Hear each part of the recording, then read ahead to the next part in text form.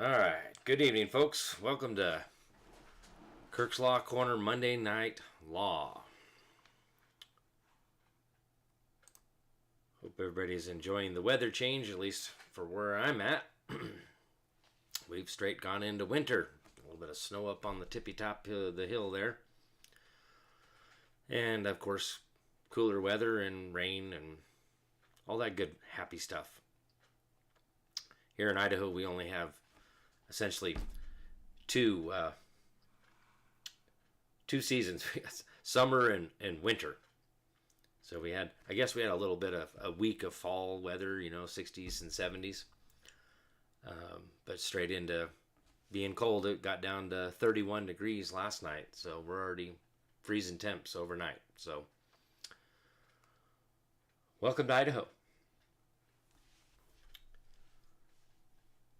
Oh, how's everybody doing out there? Raining in Texas.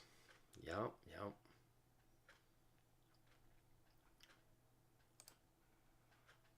Raining anywhere else? Anybody else get any snow yet?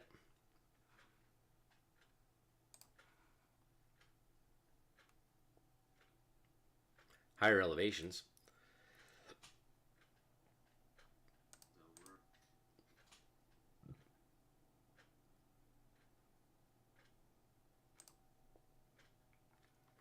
All right, wait. That's not giving me.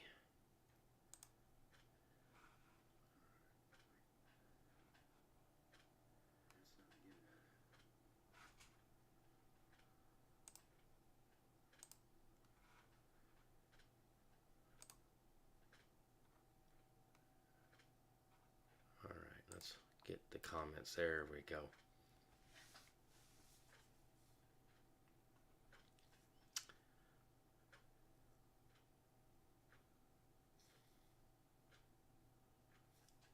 Snow in New York. All right. We're not the only ones.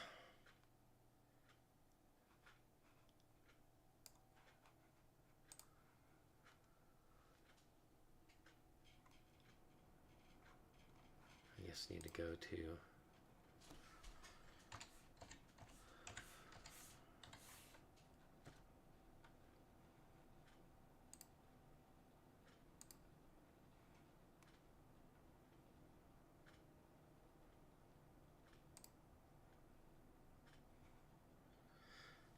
well, lucky you over there in Ohio, out there on Rumble.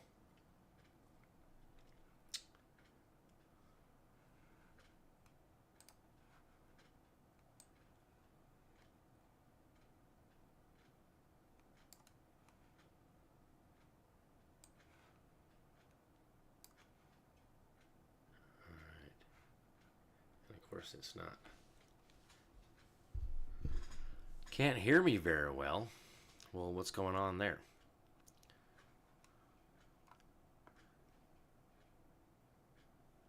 I could turn it up a little bit. See if that's any better. Give me an audio check out there. I know some people have audio issues with like Facebook, and it just differs.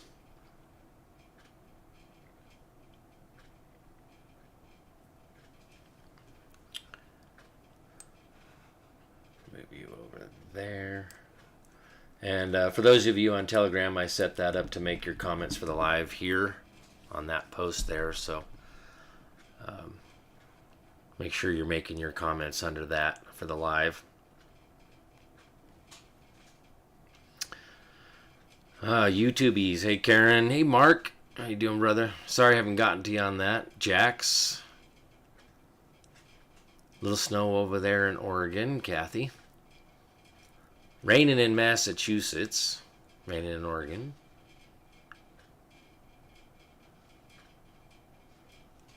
Hager Baver, what's up, brother? Glad you made it. Not working your butt off?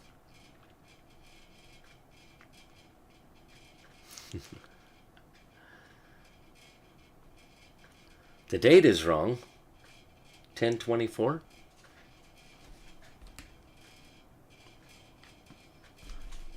Did I get the date wrong? Yeah.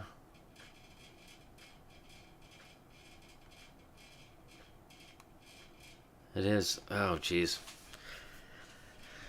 Okay, so it's not October 24th, it's November 24th. Why was I thinking October?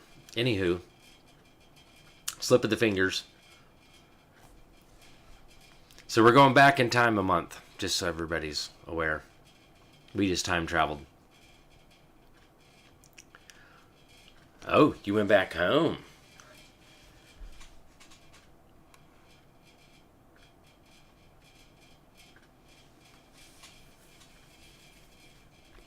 Yeah, for those of you that saw the upload, it was just an upload of a video. I didn't actually go live. There was a couple of people thinking I went live earlier. No. That was a video I did clear back in April on a brief overview of the right of petition. And I covered the Lex Parliamentaria Americana by Luther Cushins. That's the real deal. That's at the root. That's the book. I would say the golden book, right?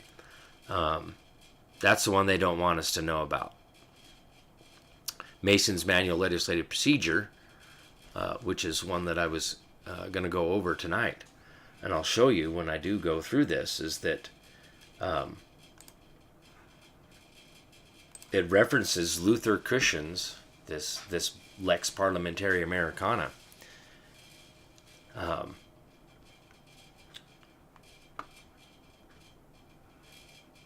Many times. I mean, you almost can't turn a page and have some sort of reference to the Cushings. And I explained this before, when I first got the 2010 manual. I was like, oh, well, I need to go check this out, because, I like, if it's referencing that sucker and as many times as it references it, well, then what the heck? Why don't I go just look at that? Well, if I can find it in my mess of a collage.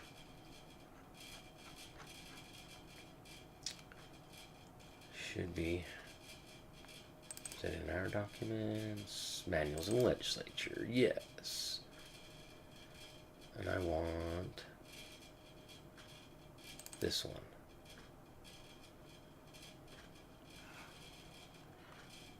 All right, so I'll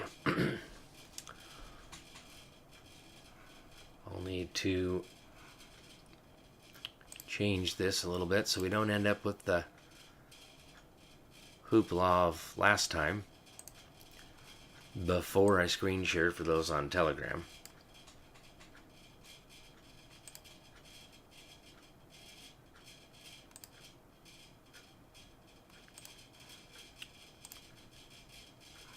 All right.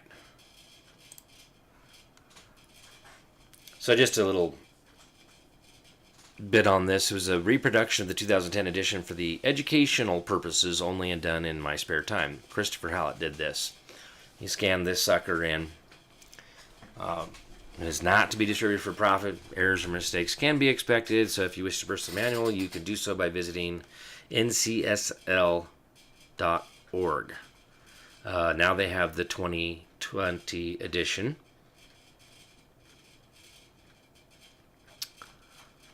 So this is that manual of legislative procedure, Mason's Manual Legislative Procedure. Now, about approximately 70% of the states use this manual. But as we're going to see here, this Cushins, Luther Cushins Manual, or Lex Parliamentaria Americana, is referenced in here many times. It's almost on every single page. It's quite amazing. Let's see if I can make this mo bigger without messing it up.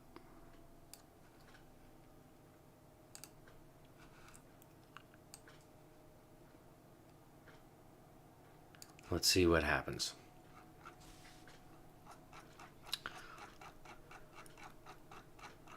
Let's get through all of this here. Get right into the nitty-gritty. Right from the get-go, this thing is just good.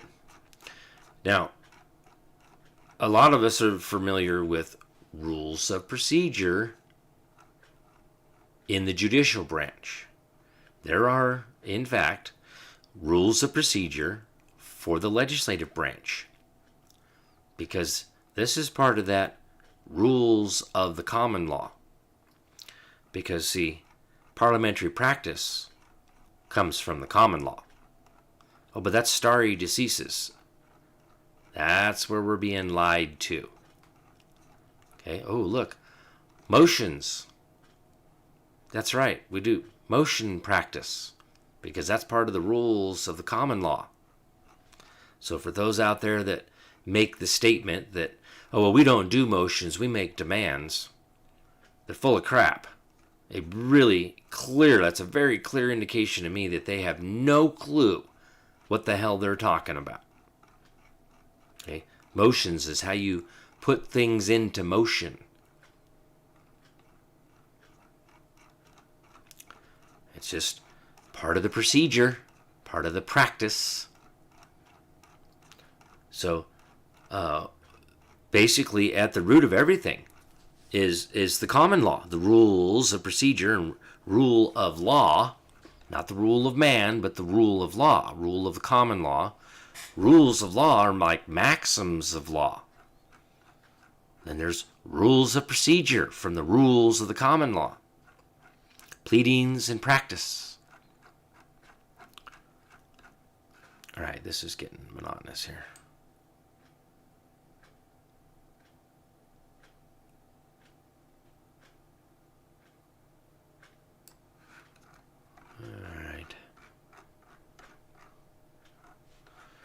List of motions.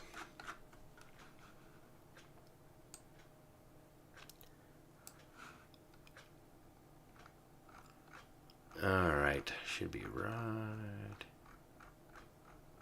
I wish I could fix this where it's not so bad.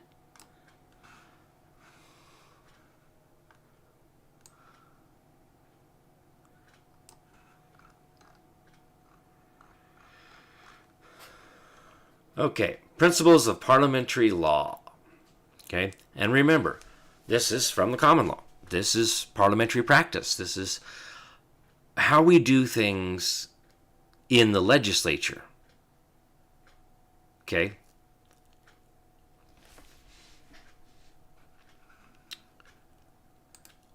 Legislative branch uses parliamentary practice.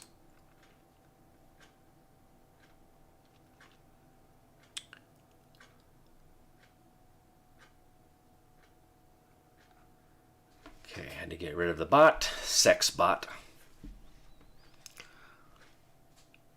So, the motions and stuff in the parliamentary practice is a little different than what we do in the judicial branch, but we have to understand these principles. An understanding of parliamentary principles will simplify the learning and application of parliamentary rules. Parliamentary procedure is based primarily on a group of principles that underlie the scheme of parliamentary rules. Some of these principles are set out below. Thought of in terms of principles instead of rigid, detailed technical rules, parliamentary law is essentially logical and simple. Well, it is simple so long as you have a basic understanding of the law itself.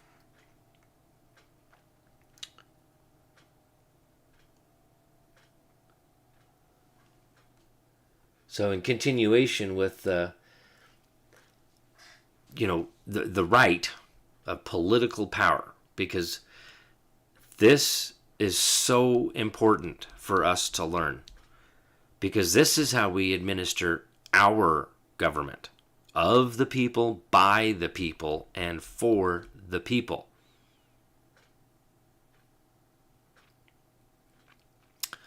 Okay, Mark. Question is where does an A091 criminal complaint fit in the legislature? It doesn't. Criminal complaints are filed in the executive branch. So, what we're discussing here right now is the legislative branch and how we claim and exercise the right of political power and the right to petition the legislature for the redress of grievances. It is paramount, so paramount, that we learn this right. How it works, because, how to effectively claim and exercise this right. Because again, the right dictates this process. Right? Because it says petition the legislature for the redress of grievances. It does not say judicial branch. In Article 4, Section 4, when we're dealing with foreign invasion or domestic violence, which is internal insurrection. So, insurrection, really, it's, what they claim is insurrection. Now, they've turned everything on us and try to claim that some people that act out are insurrectionists. No, that's rioting.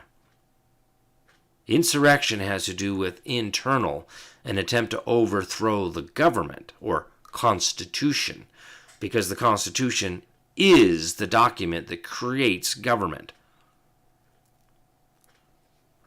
Government itself isn't just this big arbitrary thing where they just get to do whatever they want to do. No, there's limitations on government itself. And, I've covered a little bit with the law of nations. Last week we talked about the limitations of the legislative branch is that, the question was asked, can they alter the fundamental law or the Constitution? The answer is no. Because how is it that which is created can alter the laws of its own creation? It's just completely illogical and very simple. That which is created cannot alter the laws of its own creation. It cannot expound on its own powers. Otherwise, there wouldn't be the master and the servant. Because those that sit in those seats in government are the servants, the citizens. They're the ones that are bound by it, and they're bound to know it. That's the maxim of law, a principle of law, rule of law. To know a thing and to be bound to know it are regarded in law as equivalent. The other one is ignorance of the law is no excuse. So, nobody can claim that they don't already know this. How come you don't already know this, folks? Aside for the going excuses of I'm busy working, or I'm busy doing this, or I'm too busy doing that. Well, that's what they want, right? But in reality, there's lots of time to sit and learn. Read, right? Instead of those out there, probably, I don't know, Monday Night Football is still going or what, but I don't watch that stuff. I don't watch TV, generally speaking. I mean, I watch a little bit now of Real America's Voice, which is broadcast on TV. Movies and stuff, but that's about it. I don't really watch TV. So, all this time that people have spent partying it up, going out to the bars, going out dancing and all this other stuff, and, watching sports, their favorite sports, whether it's baseball, football, hockey, whatever, there's plenty of time to study. But you're so easily distracted. And granted, I get it. This is how they've bred us to be this way. They don't want us to read. They don't want us to comprehend some of these principles. I guess I can drag and drop. I wanted to highlight principles, because principles, like mathematics, has principles. The plus sign, the minus sign, the multiplication sign, the division sign, are principles of mathematics. It's the rule of mathematics. It dictates the correct answer. It doesn't matter about your feelings, what you think. The principles always prevail. And that's why it's logical and simple.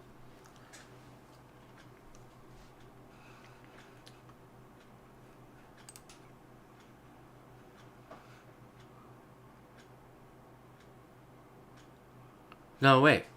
You're right. It is October 24th. Thanks for reaffirming for me. We haven't passed Halloween yet. Jeez.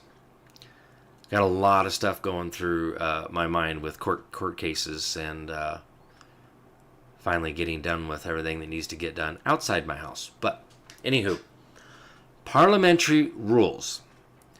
Every deliberative body is bound to comply with all applicable rules laid down for it by the Constitution, judicial decisions thereon, and basic legal principles.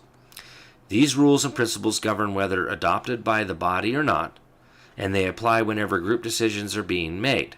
Failure to conform to them invalidates any action taken or decision made.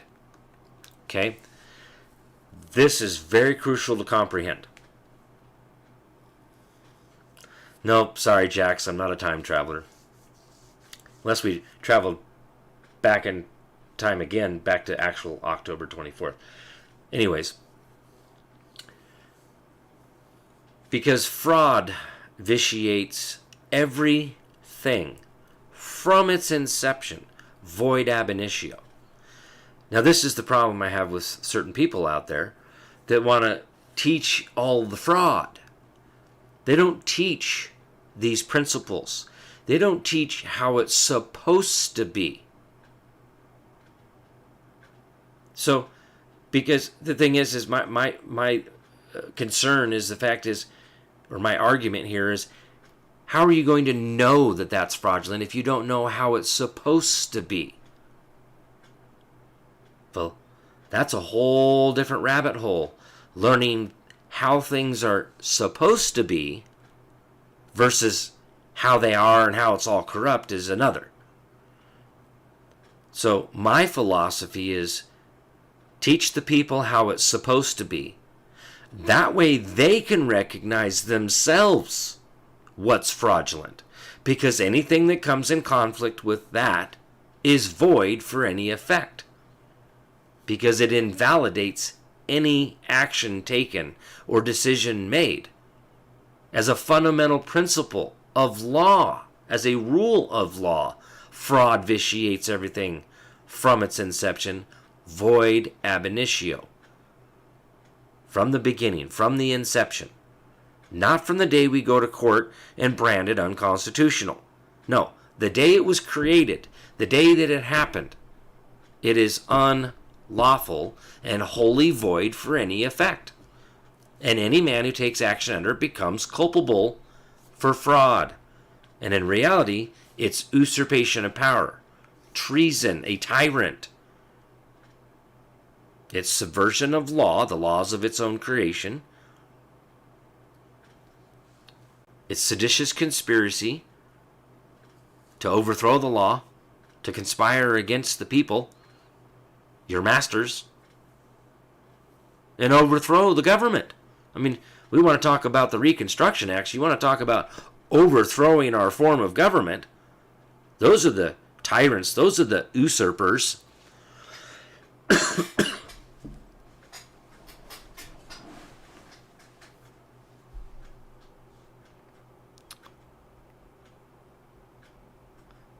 No, the A091 form is filed in the executive branch. Petitions, political lawsuits are filed in the legislative branch. Okay?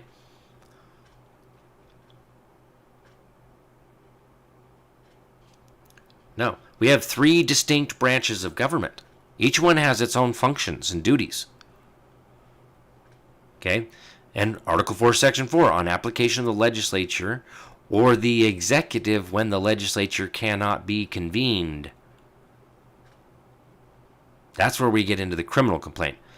But that's not what we're talking about tonight. We're talking about and the reason why I'm sticking to this subject matter is because this is at the root of government worldwide. So for those of you that are not in America here, this applies to you too, because this is per the law of nations. It's up to the people to decide their form of government. So those of you that have kings and dictators and that kind of stuff, you have every right to peaceably assemble so you can consult for your common good. And you have every right to alter your form of government.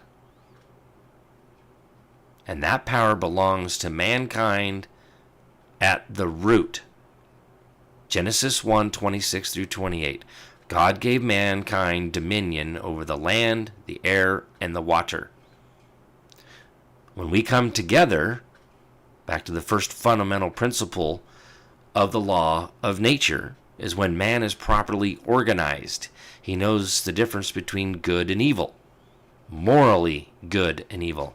In other words, his moral compass works naturally. That's why our founders in the Declaration of Independence said it was supposed to be self-evident. These truths are self-evident. Our rights are to be self-evident. They're unalienable. And among these are life, liberty, and the pursuit of happiness. So this kind of stuff is supposed to be common sense.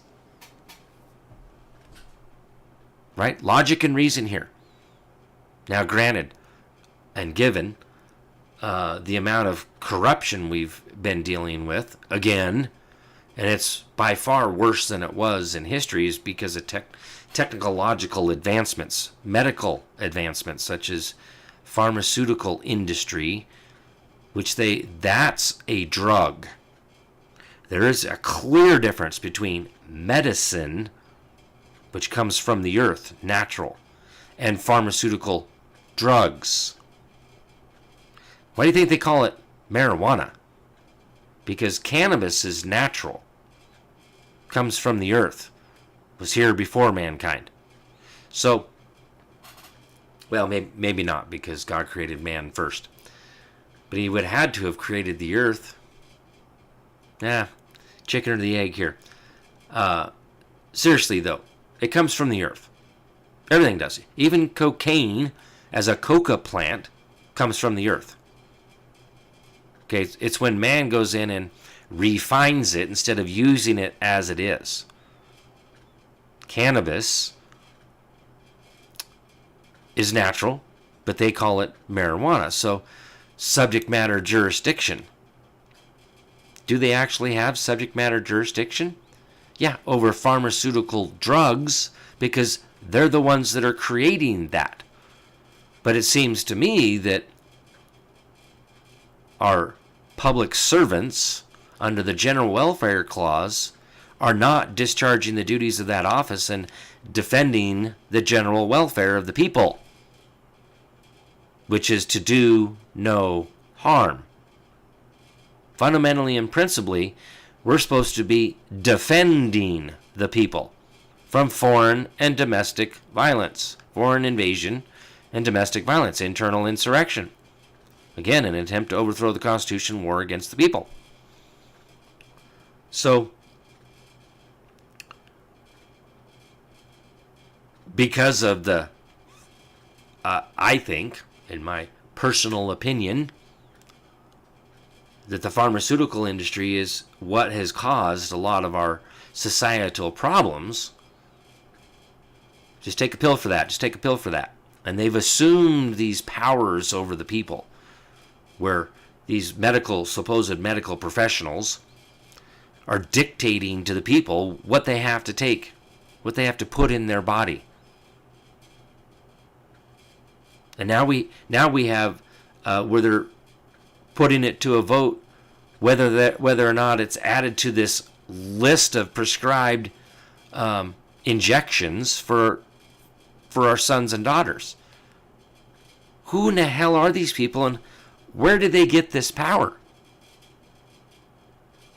Since when does anything that's foreign to our form of government have any power to dictate to us, let alone if it was created under the executive branch, but that would be the legislature that creates, would have had to have been done so to defend our health, not dictate our health, because we have the right to choose what our health is, what we choose to put in our bodies.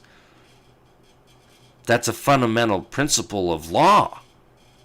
The right to secure our own safety, to shun what may be harmful, is from the law of nature. It's a fundamental principle at the root of all law, which is a prime example of anything that comes in conflict with that principle at the rule of law is void for any effect. So this is why it's so important to learn our rights at the core, at the root of all law. You know, this has been my motto for a long time now, is to teach the people how to effectively claim, exercise, and defend our rights. Many people say, oh, I know what my rights are. I know. No, you really don't. You don't understand that religion is about conscience?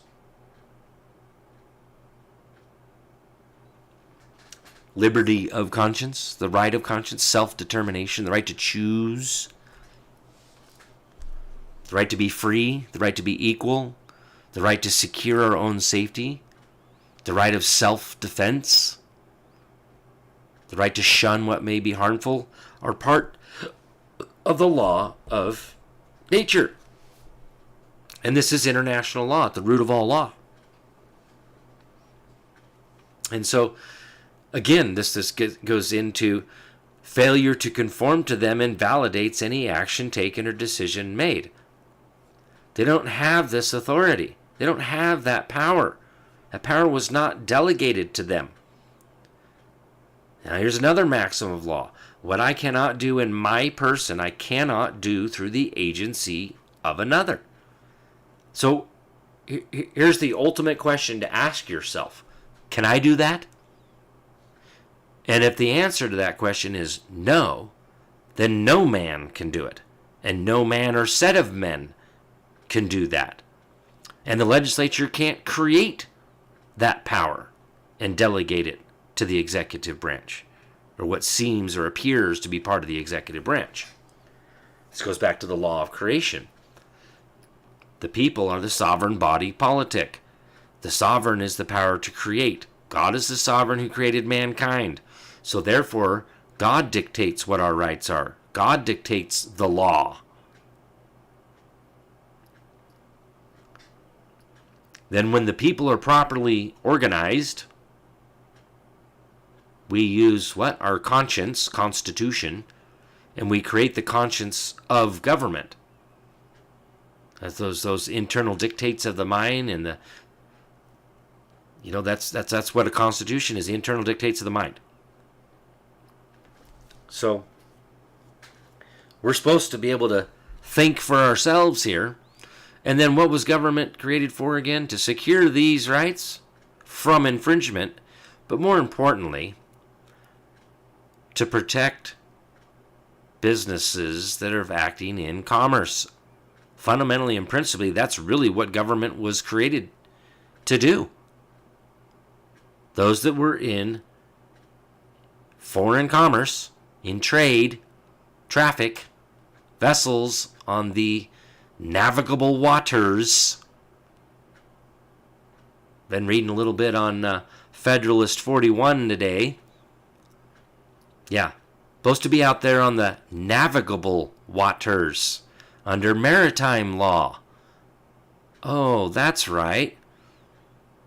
The law of commerce is under the law of maritime jurisdiction. And it must be a navigable water from like an ocean-bearing or sea-bearing vessel. I sure would like to see some of these sea-bearing vessels or ocean-bearing vessels navigate some of these waters where they're claiming jurisdiction. There's no way it's getting there. And then it's if it's not, you got to be acting in trade, commerce, for that to apply. And I know I'm getting a little off track here, but that's how this goes. One thing leads to another. So let's get back over here. Unless restricted by the Constitution or other superior authority, a legislature can adopt its own rules of parliamentary procedure by a majority vote. That's a given. Get to create their own rules. Also, by a majority vote, it can change, suspend, or repeal the rules at any time it chooses. At any time. Okay? Failure to comply with its own adopted rules does not invalidate actions of the legislature. Well, that kind of comes in conflict with that. Failure to conform to them invalidates any action taken or decision made. But we're talking about the difference between principles and a rule of procedure.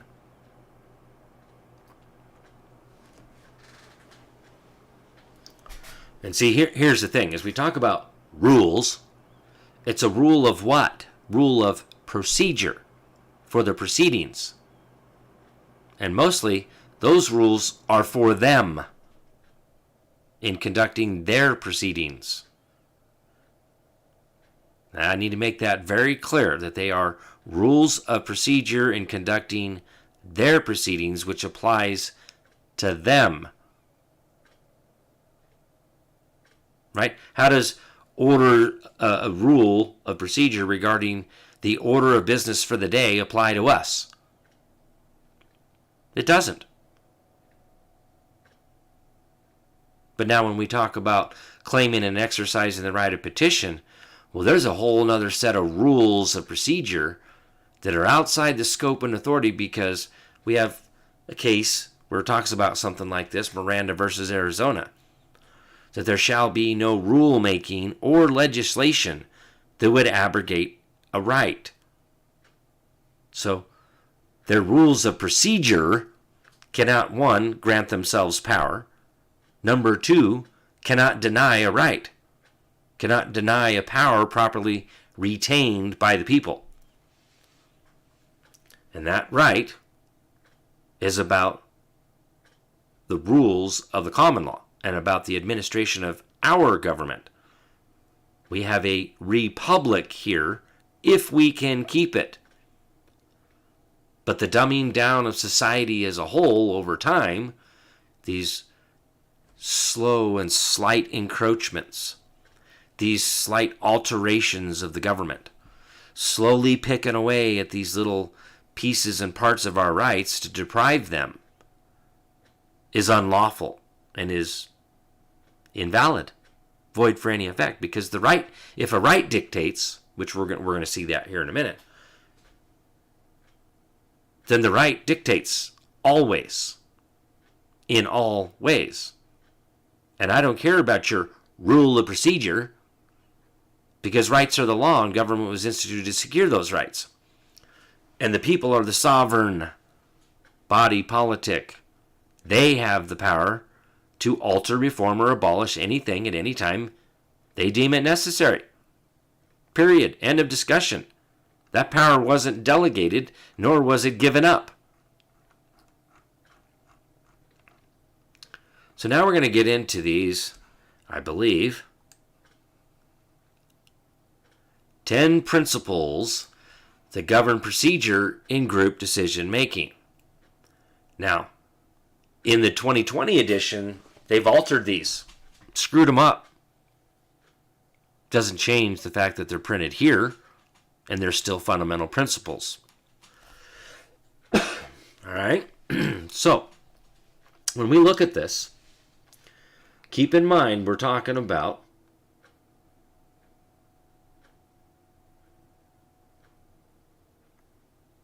I'm looking at comments here, just seeing.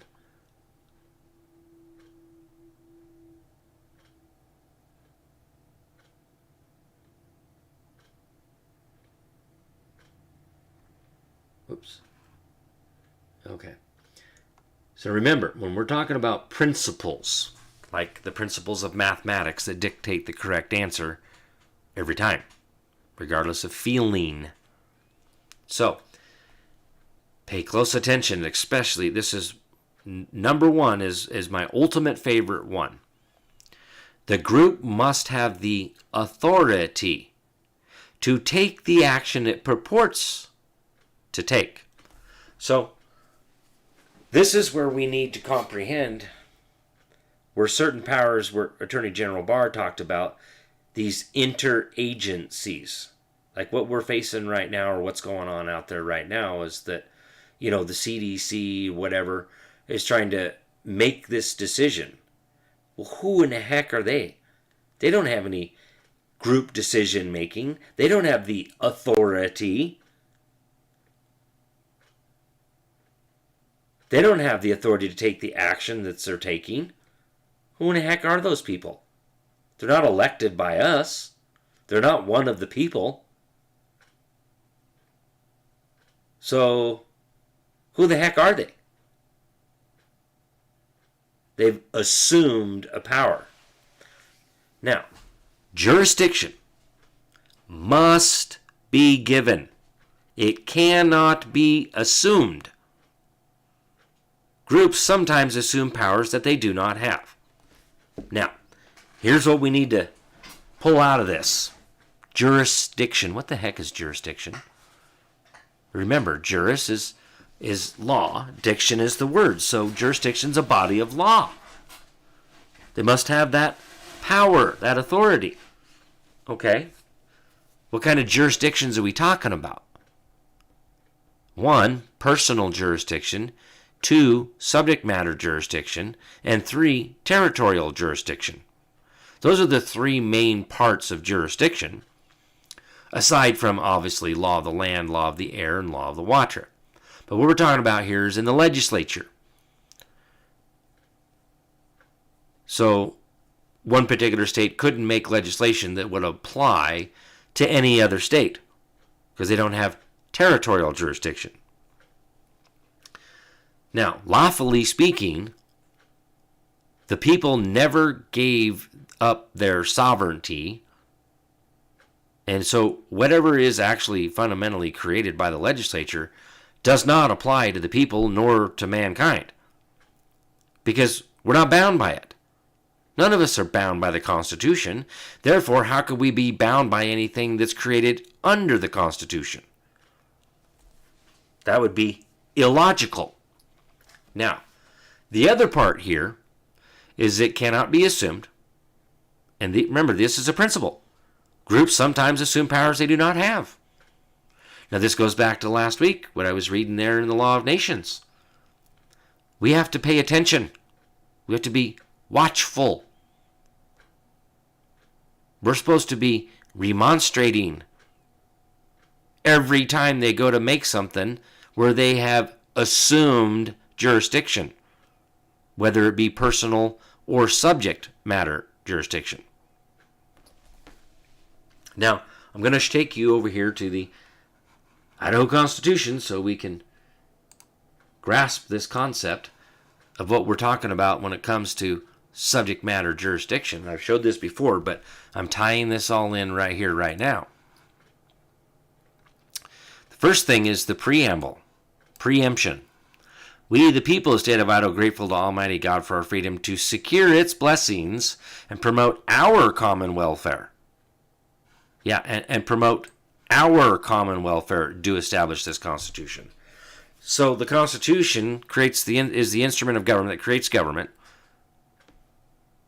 and it's to promote our welfare, to defend our health, our general well-being, and to secure what? Secure its blessings?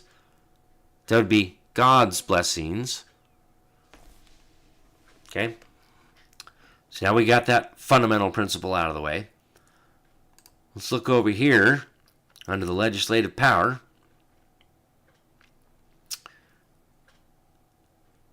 Right here. Unity of subject and title. Every act shall embrace but one subject and matters. That's your subject matter jurisdiction. properly connected therewith, which subject shall be expressed in the title. So, let me give you an example here. What they're listing as statutes is actually the code. But let's go look at these, because these are the titles. Now, do they have subject matter jurisdiction? Let's see. Juvenile proceedings. Do they have subject matter jurisdiction over juveniles? No, they do not. Technically speaking, crimes and punishments, they do not have subject matter jurisdiction, because those are bills of attainder. And I can show you that right here. Look.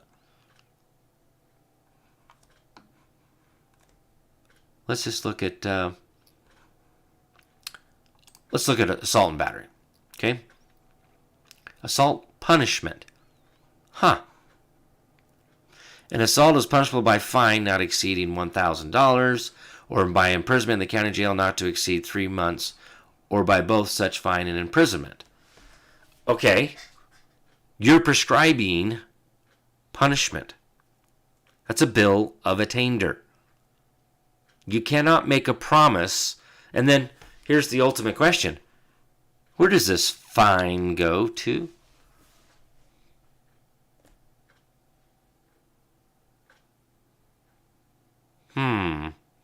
Seems to me they might have an equitable interest in prosecuting this, because as far as I understand and comprehend and understand the law, common law, assault and battery is common law. That would be a suits between man and man, suits at common law. So why is the legislature making legislation regarding the common law when that's the common sense law? It's already the law. Uh-oh. Did the legislature exceed its authority? Yes, it most certainly did, because it doesn't have subject matter jurisdiction over the common law.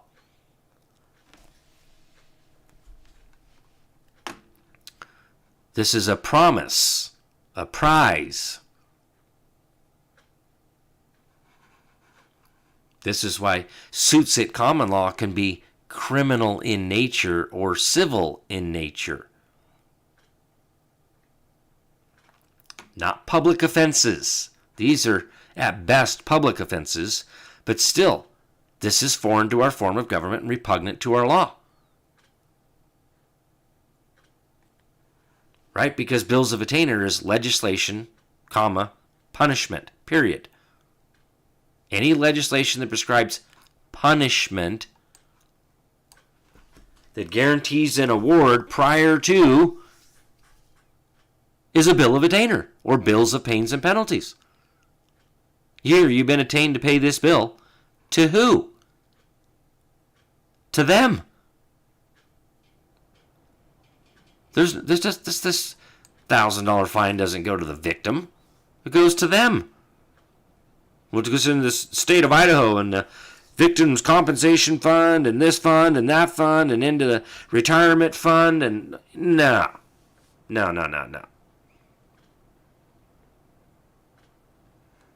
Acts of violence fall under murder, rape, kidnapping. It's already the law. We don't need this. Should be common sense. But here's some other ones.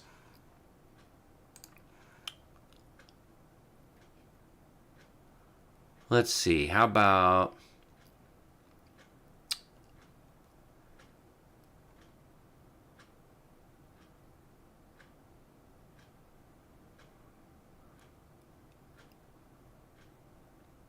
I'm still in Title 18. I wonder. Here we go.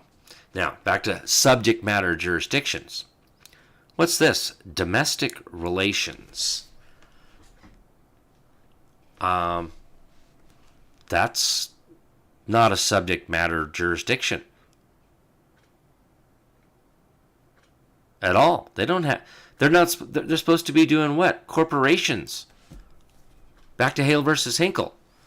The state can't sue a man. because we're in the private. We do suits at common law, not suits in law, incorporated into the body politic. Like commercial transactions, contracts and corporations, those all kind of go together, don't they? And remember, fraud vitiates everything from its inception. Void ab initio. They do not have jurisdiction, subject matter jurisdiction. They can't create it. And if they do create it, that's an usurpation of power. And it's void for any effect. Ooh, you got subject matter jurisdiction over fences? Where is that in the Constitution?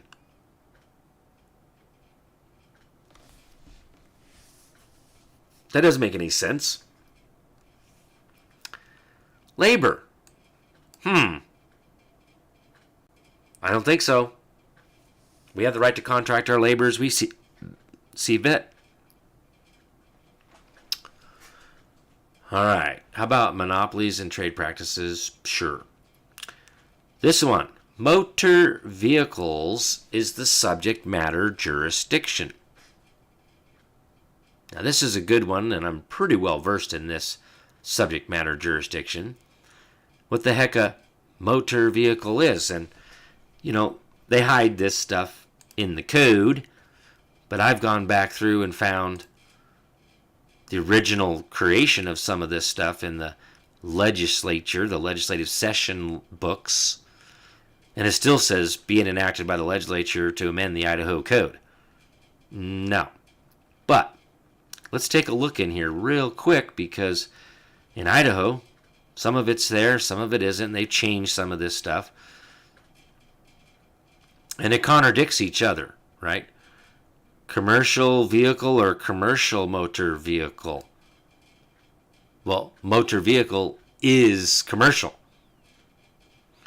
For the purpose of the chapters 3 and 9 of this title, driver's license, vehicle equipment, motor vehicle combination of motor vehicles designed or used to transport passengers or property if the motor vehicle has over 26,000 pounds, up to towing of 10,000 pounds, is designed to transport 16 or more people, including the driver, or is of any size and is used in the transportation of materials found to be hazardous for the purpose of Hazardous Material Transportation Act, and which require the motor vehicle to be placarded under the Hazardous Materials Regulations, 49 CFR, Code of Federal Regulations. What the heck is a Code of Federal Regulations? Code. More code. Article 1, Section 8, Clause 3, to regulate foreign commerce, navigable waters, providing services to transport those goods. Motor vehicle registration and vehicle or combination of vehicles of type used to or maintain a transportation of persons for hire. Compensation or profit, or the transportation of property for the owner of the vehicle for hire. Compensation or profit, and shall include fixed load, specially constructed vehicles exceeding limits imposed by blah, blah, blah, blah, blah. Drilling rigs, construction, drilling and wrecker cranes, log jammers, log loaders, similar vehicles which are normally operated in an overweight or oversized condition, or both. But when we get down here, non-commercial vehicle, for the purposes of motor vehicle registration, a non-commercial vehicle shall not include those vehicles required to be registered under these sections. Oh, and means all other vehicles or combination vehicles which are not commercial vehicles or farm vehicles, but shall include. Now, if it's non-commercial, you have a lack of subject matter jurisdiction.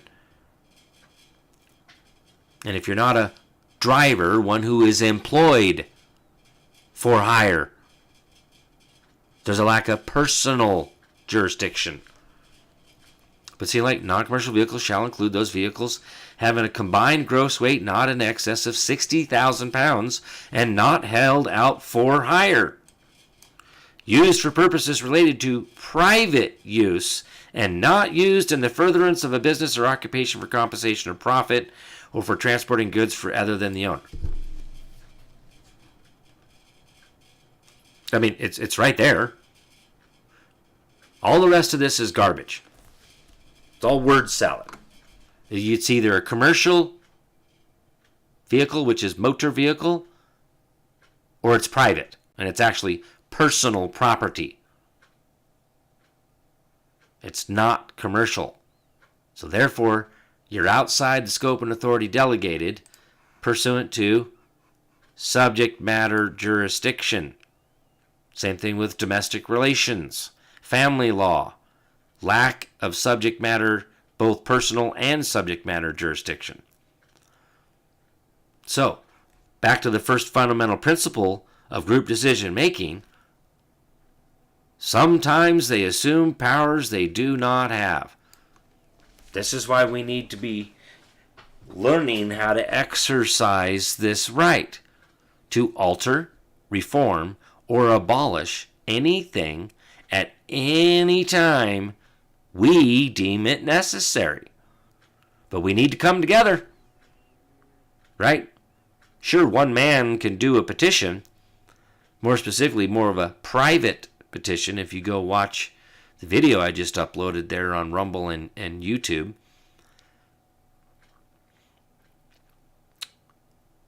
private petitions have to do with a private bill having to do with just you. Now, if it has to do with governmental agencies and government itself, then it becomes a public petition. So we need more than just one man to alter, reform, or abolish. We, the people, have to come together.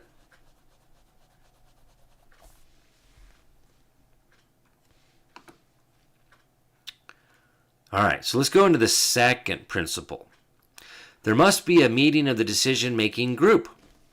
Would that be part of that open public meetings law?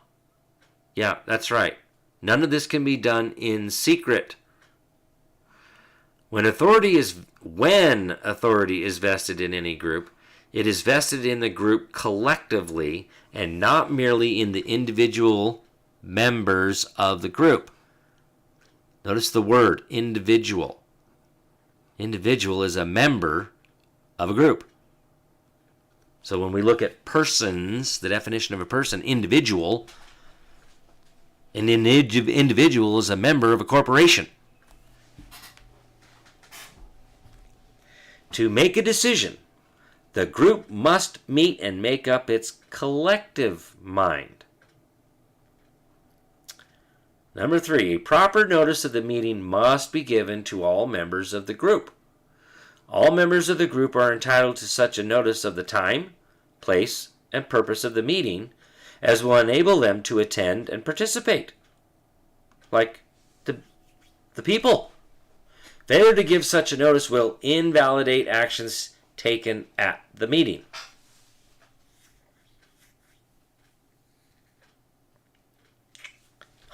Imagine that. They're not following due process of law. That invalidates the actions. Now, this one's a little confusing to some people about the quorum. Right? When I'm referring to like assembling, you have to have a quorum. A minimum amount of people to assemble the state and your county level. Part of the General Assembly. Okay? So, in this instance, what we're talking about and referring to as a quorum is a fixed amount of the body membership. So I want to draw the clear distinction between the two when I refer to quorums when it comes to state assembly, assembling our state and counties. The quorum is the minimum number required. Now, there must be a quorum present at the meeting. A quorum is a sufficient number of or proportion of the members as will qualify those present to act for the entire membership. A quorum is a majority of the members qualified to act, unless a lesser number is given that authority by proper authority, or a higher number is especially required. A member who is not entitled to vote on a particular question cannot be counted to make a quorum for voting on that question.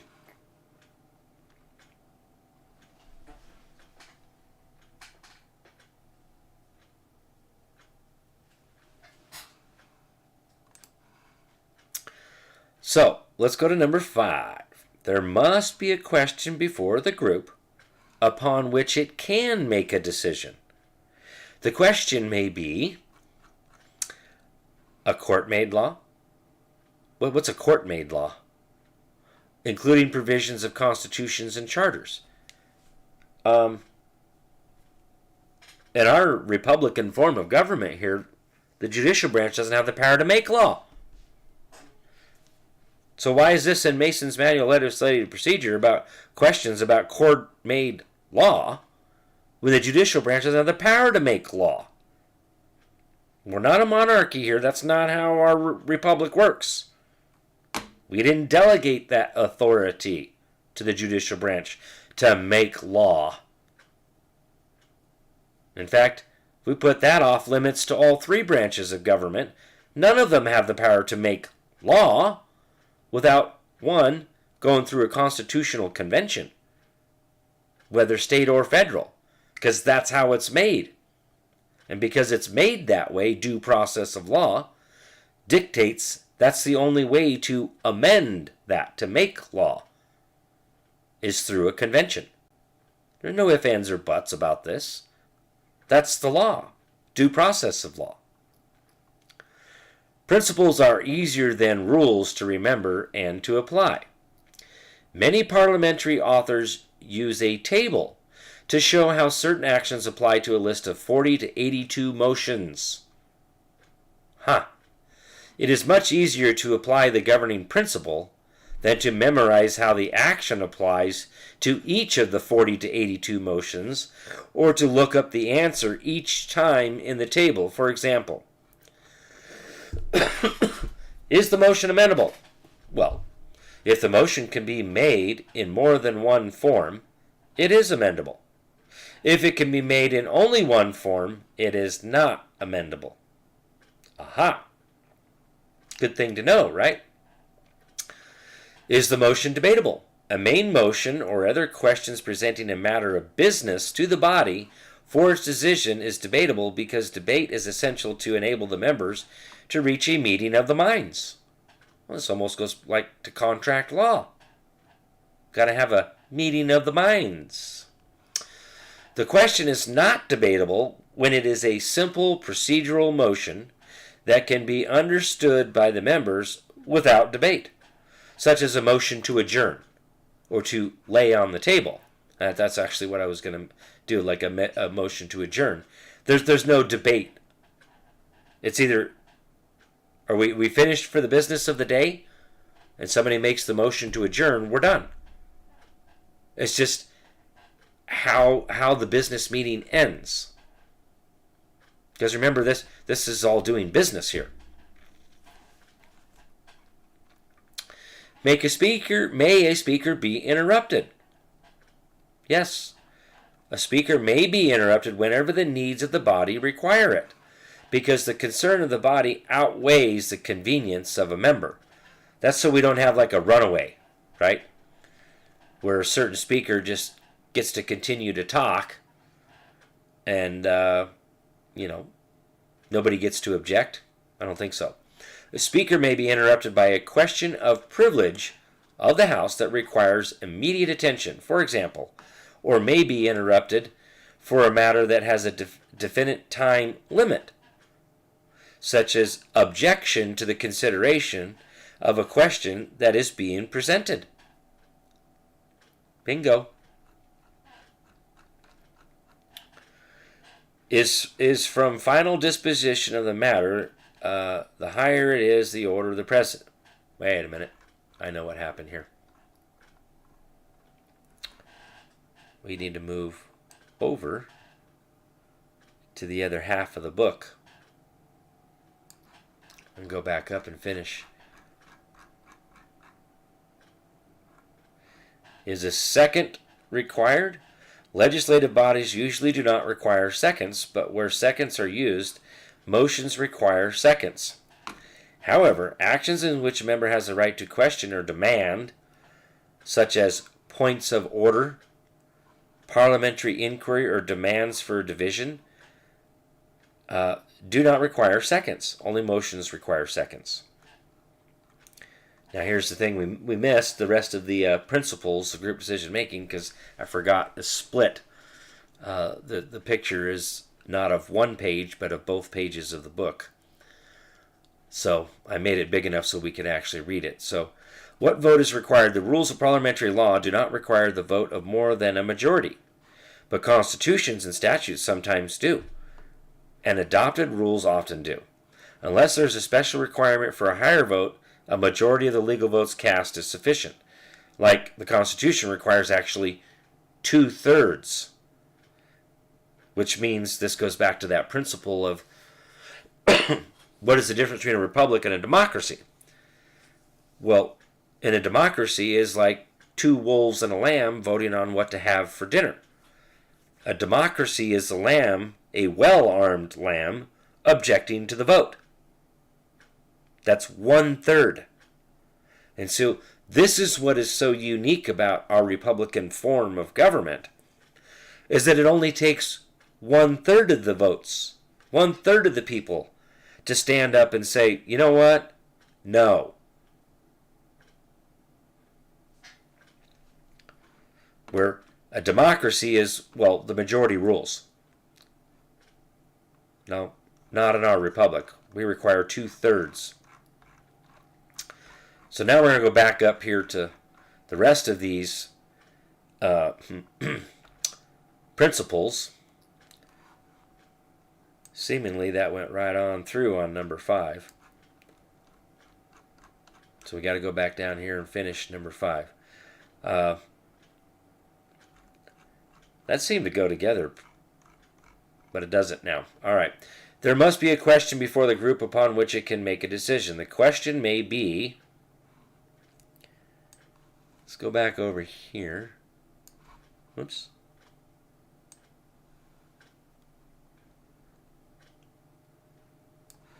So the question may be,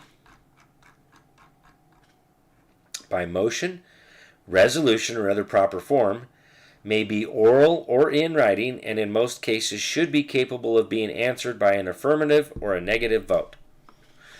A member has the right to know what the question is and what its effect will be before voting on the question. Full disclosure. Imagine that.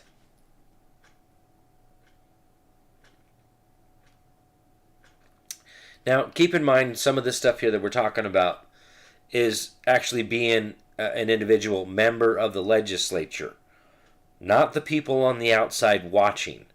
Okay, when they're doing certain parts of things, we don't get to interrupt that. You want to do something about it. That's where you do a remonstrance, a protest. Okay? But you kind of have to be there to pay attention to what's going on, provide servants are doing. Are they assuming powers they don't have? Well, if nobody's down there watching them, they get away with it pretty easy. And then, years down the road, we're being subjected to this stuff and then going, well, what the heck? They don't have that lawful authority. Well, where were you when they were making it? Where was your remonstrance? All right.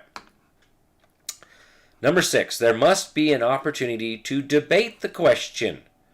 An opportunity to debate is necessary to enable the members of a group to reach a collective judgment. A member has the right to express personal opinions and hear the opinions of the other members. Now, this is perfect when it comes to remonstrance, because remonstrances, in order to the business of the day, must be read. On the record. That's right. That's part of that collective judgment, fully informed. And the problem is we've been so far dumbed down that we can't even comprehend. These public servants don't even know the limitations of their office, the limitations of government. It's just gone nuts.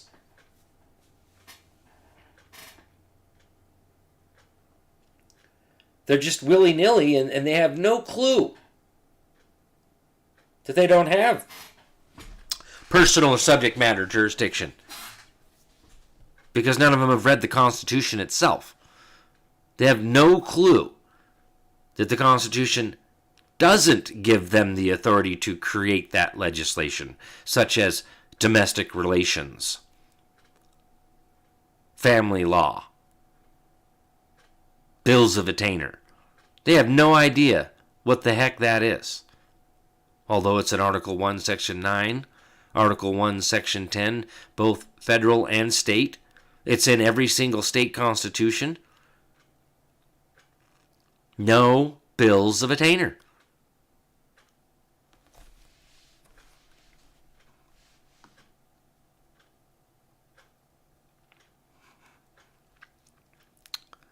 All right, the question must be decided by taking a vote. It is not enough to presume how a member will vote. A vote actually must be taken. It must be taken by an authorized and fair method. There must be a majority vote to take an action or decide a question. In order to take any action or decide any question, there must be an expression of the will of the majority. This is usually a majority of the legal votes, but sometimes a majority of the entire membership or a 2/3 vote is required. A minority vote or a tie vote will not take any action. Now, we get into number 9, which is my second favorite of these 10 principles. There must be no fraud, trickery, or deception resulting in injury to another member. Person is entitled to the protection of the courts from injury through injustice by a body making a group decision, as in any other situation involving injury. Back to what was the judicial branch created for again? Just in case they create some, they assume a power they don't have. The judicial branch is supposed to interpret whether or not they have that power, the Constitution. Not to interpret the Constitution, but interpret the conduct. Does it come in conflict with the Constitution? Goes back to the going joke from Chris is, can you point to that emolument and grunt? Because if you can't point to that authority, you can't point to that subject matter jurisdiction from the Constitution itself, then that's an usurpation of power, and it is void for any effect, and that's what the judicial branch does. Declares that unlawful. And then it has to go away. But fundamentally and principally, there must be no fraud, no trickery or deception.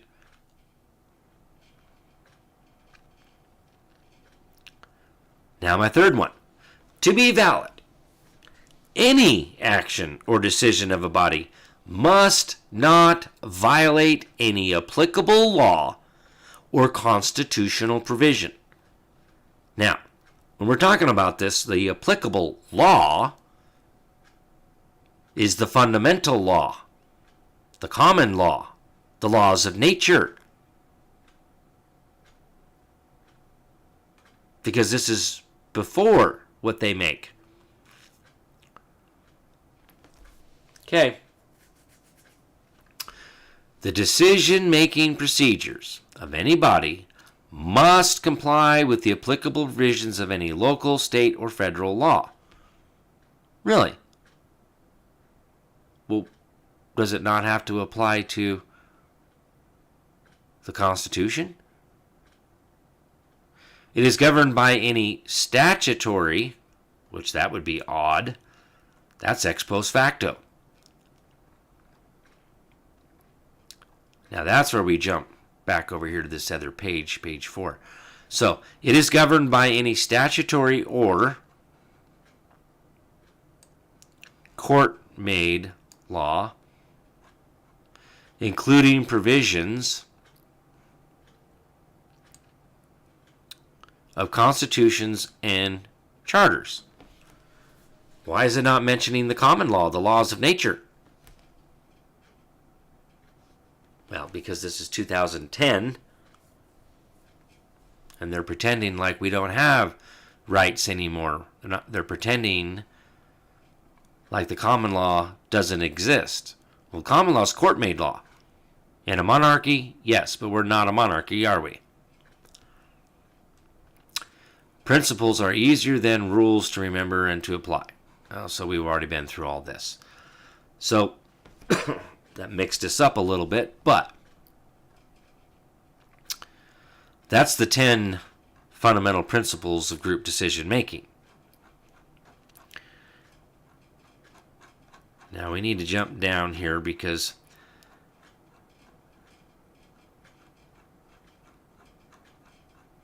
I want to get into where it talks about the very beginning, basically. Okay, here we go. It looks like this is single page right now. Parliamentary law and rules. Rules governing procedure. Necessity for rules of procedure. It is necessary that every deliberative body be governed by rules of procedure in order that the will of majority of its members may be determined and revealed in an orderly manner. Decorum. Due process of law. No concerning citations. A brief statement by Jefferson in the introduction to his manual describes the use of citations in this volume so accurately that it is repeated here as better describing the use of the citations in this book than could be stated by the author. So in other words, they're pulling for Jefferson's manual, Legislative Procedure. I could not doubt the necessity of quoting the sources of my information. Sometimes each authority cited supports the whole passage. Sometimes it rests on all taken together. Sometimes the authority goes only to a part of the text, the residual being inferred from known rules and principles. For some of the more familiar forms, no written authority is or can be cited, no writer having presumed it necessary to repeat what all are presumed to know, like petitioners have the right to present their own petitions. It's already presumed to be known because it's a right and it's a power retained and exercised by the people themselves. The statement of these must rest on their own notoriety. As far as feasible, the text has been organized to facilitate the citation of authority. In order to leave the text unbroken, the citations are carried as footnotes with reference to sections and paragraphs. What is this? Section 1, paragraph. Cushions, legislative assemblies. Section 498. Here we go. Cushions, right there.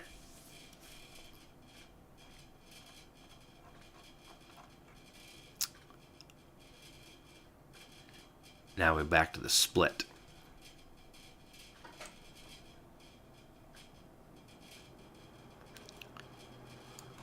Oh, or was that number 1? Yeah, that was number 1. And there's nothing else over there. Nope.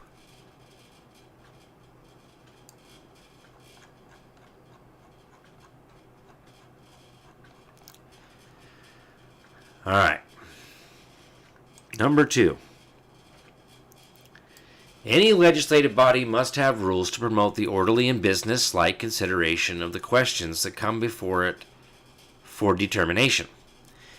These rules determine the priority and manner of consideration of questions and provide an orderly and methodical plan so that all business may receive proper consideration. Thus, confusion and waste of time and effort are eliminated. So, This is why we have to comprehend that we need to learn these rules of procedure and the decorum, the demeanor, what our demeanor is supposed to be like while we're in there, and our conduct. That's decorum. We have to follow this stuff, right?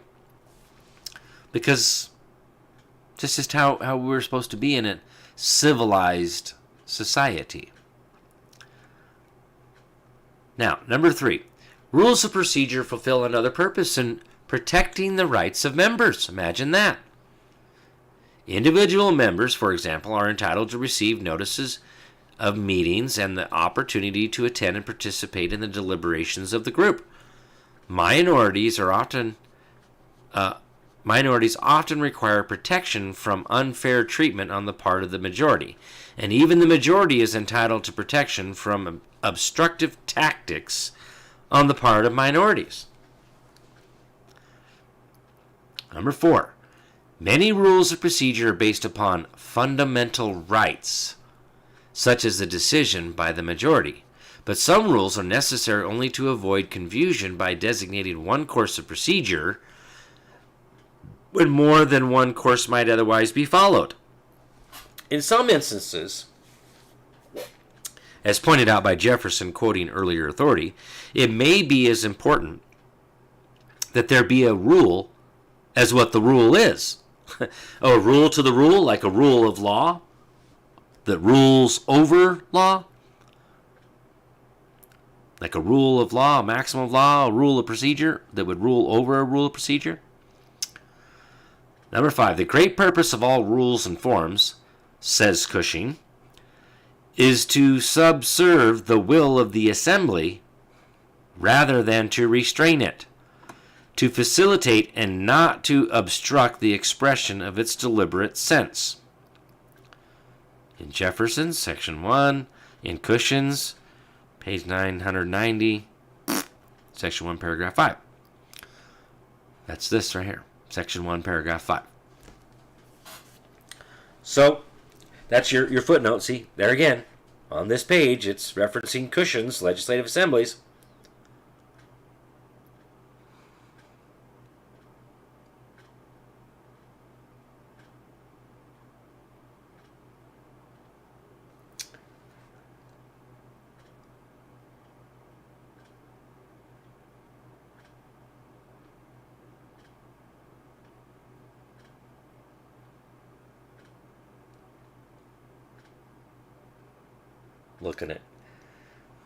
Looking at your comments here, folks, just to see if anything's going on here, which looks like we're good and everybody's watching and learning. All right, so now let's switch over to this side of the page or book and go back up. Section 2, right to regulate procedure. Every governmental body has an inherent right to regulate its own procedure, subject to provisions of the Constitution or other controlling authority. A House of State Legislature has complete authority concerning its procedure so far as it is not limited by constitutional provisions. This is where we get good. The constitutional right of a state legislature to control its own procedure cannot be withdrawn or restricted by statute. But statutes may control procedure insofar as they do not conflict with the rules of the houses or with the rules contained in the Constitution. State legislatures and other bodies created by constitutional revision are controlled in their procedure by any provision of the Constitution that directly or by necessary implication governs their procedure. Constitutions authorize the bodies whose procedure they regulate to establish their own rules of procedure. Section 2, paragraph 1, Cushing's Legislative Assemblies. Section 2, paragraph 2, Cushing's Legislative Assemblies. Section 2, paragraph 4, Cushing's Legislative Assemblies. See what I'm talking about?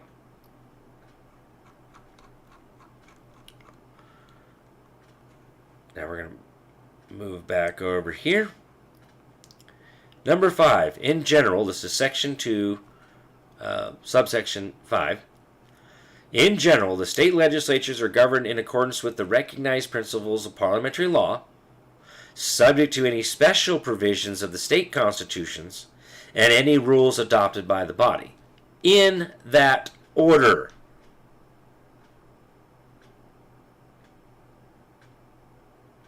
Okay? This is why it's so important to learn the principles of parliamentary law, the rule of law, the common law. And then we look to the Constitution, and then the rules adopted by the body. Because again, there shall be no rule making or legislation. So any of their rules of procedure or a statute that abrogates a right is void for any effect because they don't have that authority.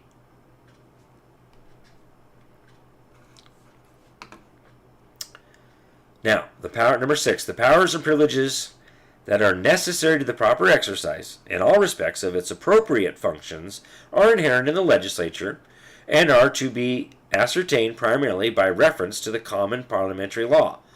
See, common parliamentary law? The common law. An act of the legislature is legal when the Constitution contains no prohibitions against it. No. Lawful when the Constitution contains no provisions against it.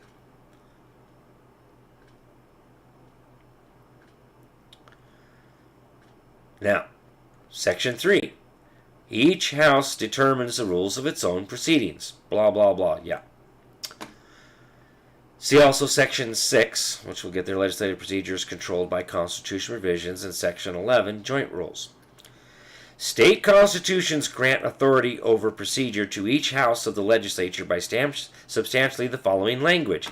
Each house shall determine the rules of its proceedings.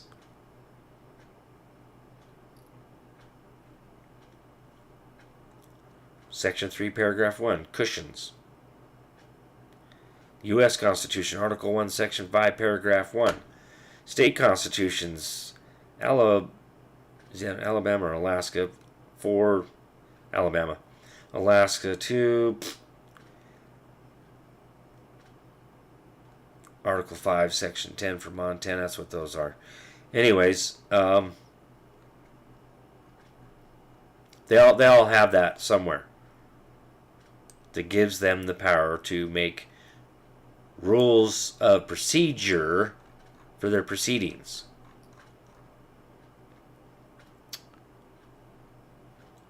Oh, did I miss number 1 down at the bottom of that other page?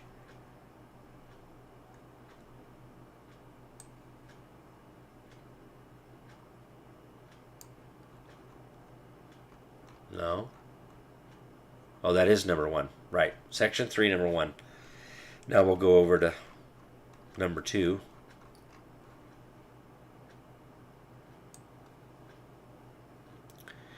The House and the Senate each may pass an internal operating rule for its own procedure that is in conflict with a statute formally adopted. Imagine that. A state constitution is a limitation rather than a grant of legislative power. If not withheld expressly or by implication, the whole legislative power of the state is committed to the legislature. Wait again. If not withheld expressly or by implication, the whole legislative power of the state is committed to the legislature, which may enact any law not forbidden by the Constitution or delegated to the federal government or prohibited to the states. Well, this is blurring the lines because no. A state constitution is a limitation rather than a grant of legislative power. No. A constitution is a grant of power because that's what a constitution is. Or did we forget that? What an actual constitution is. See, and this is where they're trying to slip that in there. Well, if it doesn't say that we can't do that, then we can. No. As we're going to read from American jurisprudence right now. As soon as I can pull that up. Be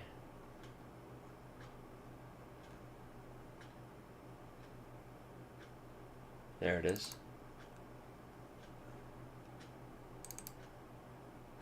Oh, come on.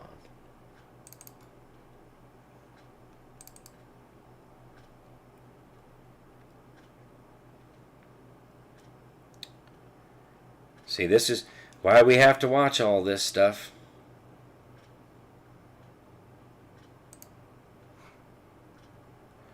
So this is American jurisprudence, constitutional law, section 1, very beginning of constitutional law.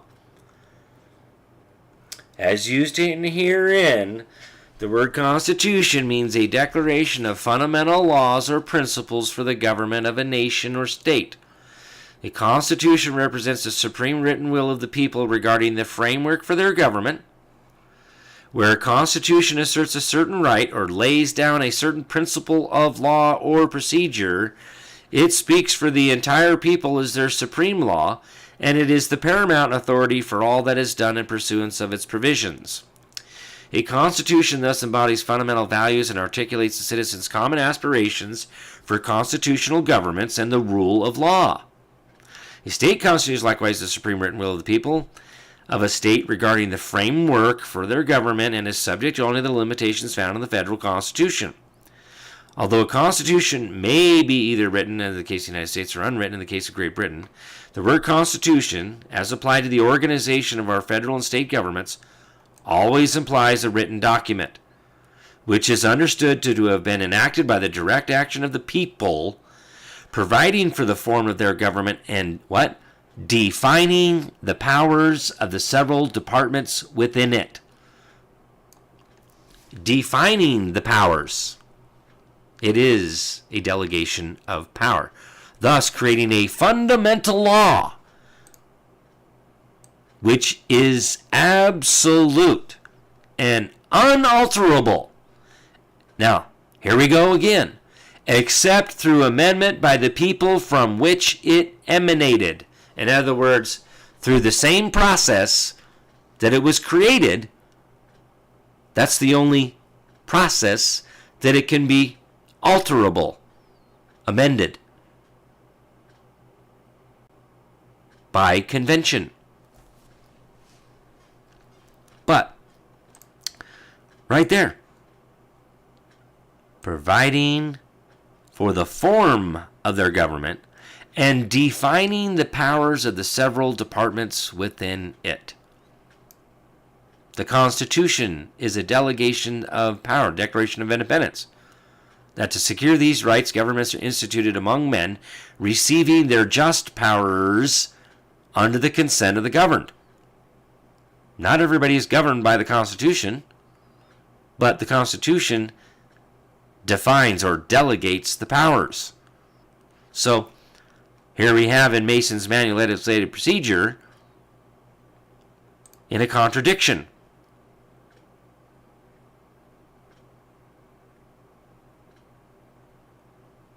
No, Constitution is the supreme written will of the people, and it is, in fact, a delegation of power.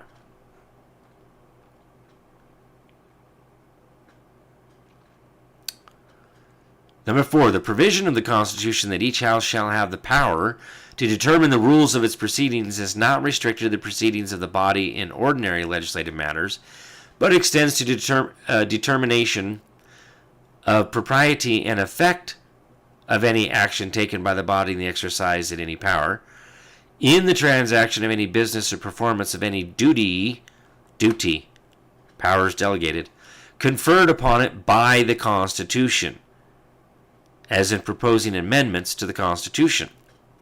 Got to go through a convention to make amendments to the Constitution. We just read that.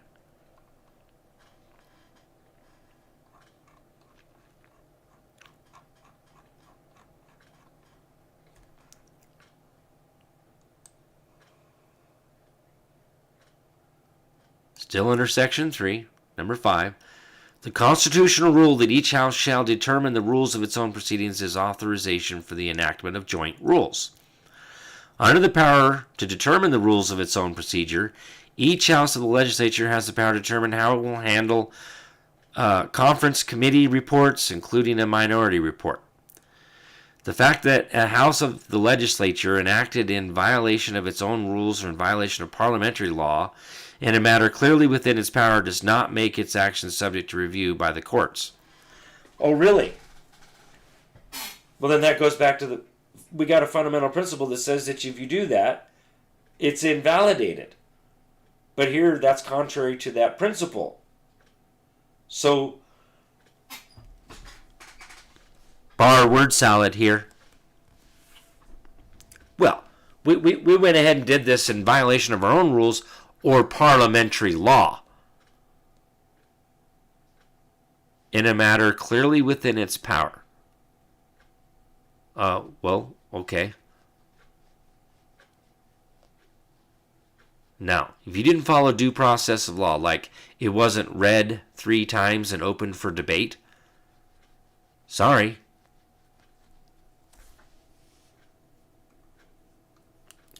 Now we're getting into Section 4, Sources of Rules of Procedure.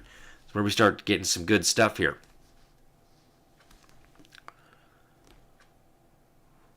Rules of procedure passed by one legislature or statutory provisions governing the legislative process are not binding on a subsequent legislature. That's because they get to make their own rules each year. Or not each year, each election cycle. When new people come in, they have to agree on these rules, procedure. Number 2. Rules of legislative procedure are derived from several sources and take precedence in the order listed below.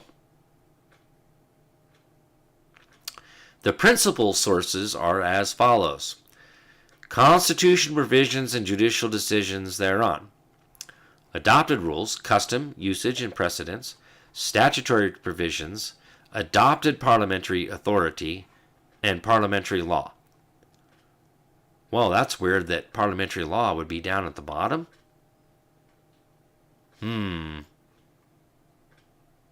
Why is it even there? Each House legislature is the judge of the election and qualifications of its members. The legislature. Number 3, judicial decisions, to the extent that they are interpretations of rules from one of the sources, take the same precedence as the source interpreted. Thus, for example, an interpretation of a constitutional provision takes precedence over a statute. Now, this is where we get into standing on a higher plane, this hierarchy. And this is why we have to read our constitutions. Whenever there is a conflict between rules from these sources, the rule from the source listed earlier prevails over the rule from the source listed later. For example, where the Constitution requires 3 readings of bills, this provision controls over any provision of adopted rules, statutes, adopted manual, or parliamentary law. That's because the Constitution requires that. That's form of government, frame of government. The term parliamentary law is sometimes used in 2 different senses. It applies to rules having 2 different priorities. Certain indispensable basic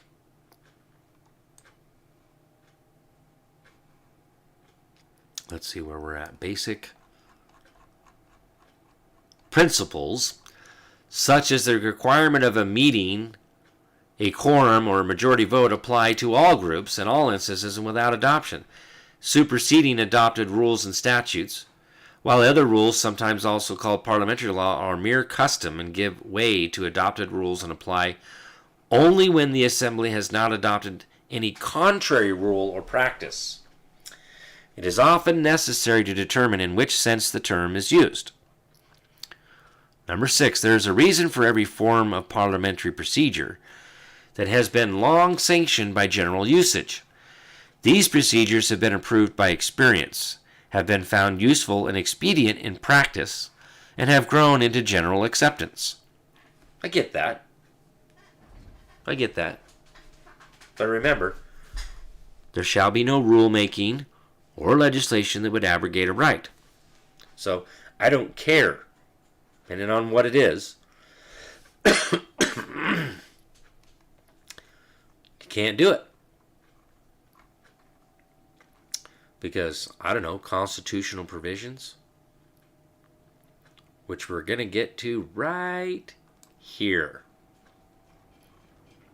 Chapter 2, Constitutional Revisions Governing Procedure. Right of legislative bodies to suspend rules. Legislative procedure is controlled by what?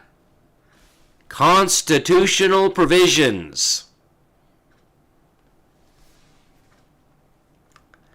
Provisions in the constitutions of the states usually provide, among other things, that each house of the legislature shall determine the rules of its proceedings, that each house shall judge the qualifications, election, and return of members, that each house may choose its officers, that a majority of the house shall constitute a quorum, that each house may discipline or expel members, and that each house shall keep a journal. Okay? Number 2, a constitutional provision regulating procedure controls over all other rules of procedure. Imagine that.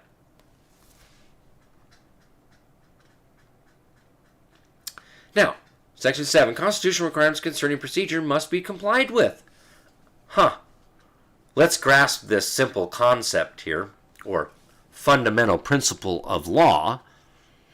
Being organic in character, constitutional provisions stand on a higher plane than statutes and are mandatory. Constitutional provisions prescribing exact or exclusive time or methods for certain acts are mandatory and must be complied with. Constitutional provisions that are general in nature and not exclusive may be directory. Examples of directory provisions are given below. Now, think about this for just a minute. How about due process of law?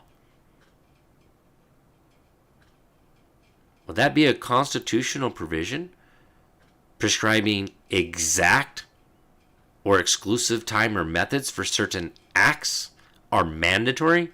Yes, indeed. Because, again, constitutional provisions stand on a higher plane than statutes. Always. It's a higher law. It's made by the people. Still made by man. But then when we get into rights, rights come before the Constitution, right? That to secure these rights, governments are instituted. This is the instrument of government, the Constitution. Okay. This is so important to grasp this hierarchy. Now, wouldn't our rights be organic in character? Because they come before the Constitution. And so would be bills of rights is a constitutional provision. This is one of the reasons why they say, oh, well, the Bill of Rights doesn't apply to the states except for by and through the 14th Amendment. Wrong. Completely wrong. Because our rights don't come from the Bill of Rights. Our rights are long antecedent to the formation of the state. American Jurisprudence, Volume 16, Constitutional Law, Section 100. Which I can pull that up right now. Right here.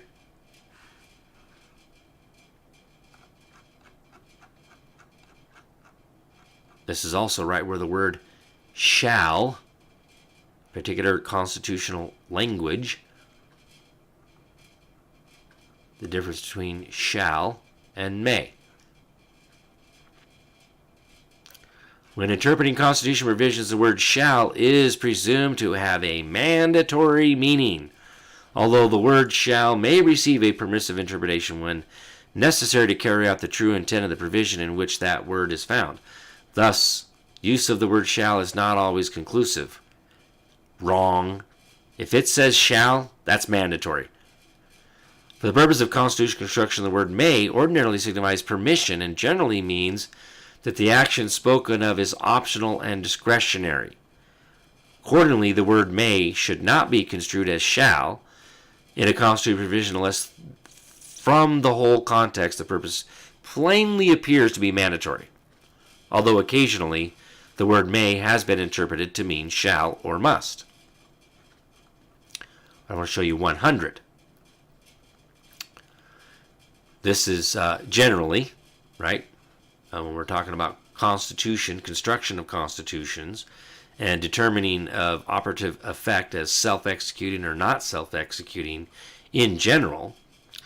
The Constitution is usually a declaration of principles of the fundamental law, many of its provisions being only commands to the legislature to enact laws to carry out the purposes of the framers of the Constitution or mere restrictions upon the power of the legislature to pass laws. However, it is entirely within the power of those who establish and adopt, listen carefully, folks, it is entirely within the power of those who establish and adopt the Constitution to make any of its provisions self-executing, that is, operative without any necessity for further legislation. Criteria which may be relevant in determining whether a constitutional provision is self-executing or not include a description of the right in detail, such as the means for its enjoyment and protection. The absence of any directive to the legislature for further action. If there's no directive to the legislature for any further action, you don't have it.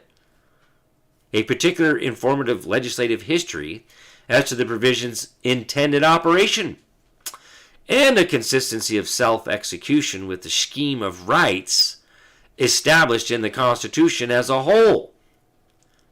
That would be that mandatory stuff.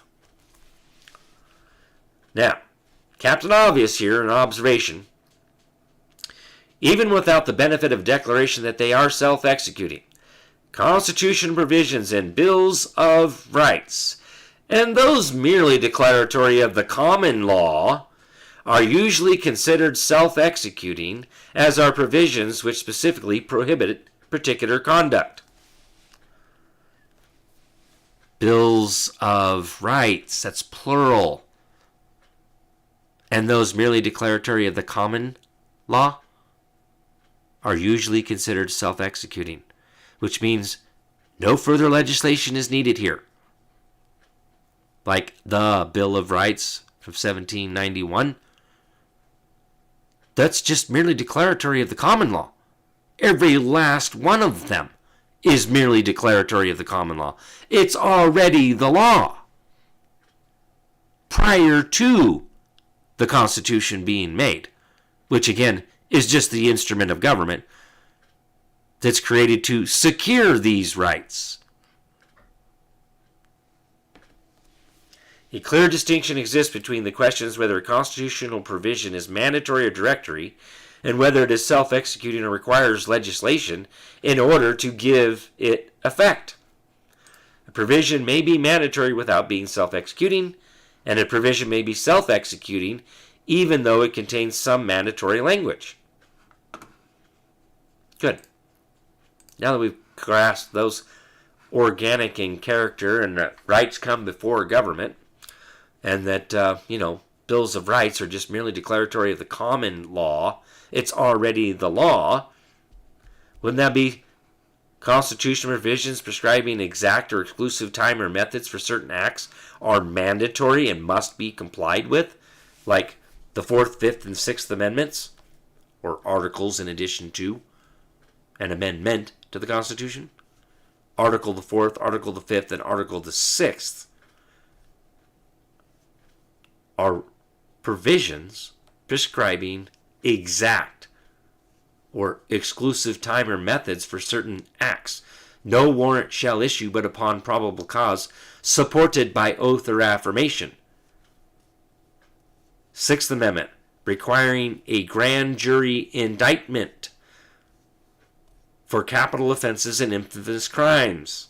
That's right. That's a exclusive method, procedure for certain acts that are supposed to be done, due process of law, which comes from the rules of the common law, not from the statutes.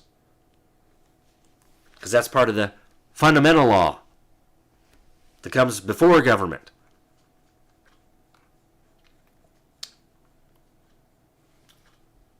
Oh, holy cramoly. Oh, nope, we're on that one.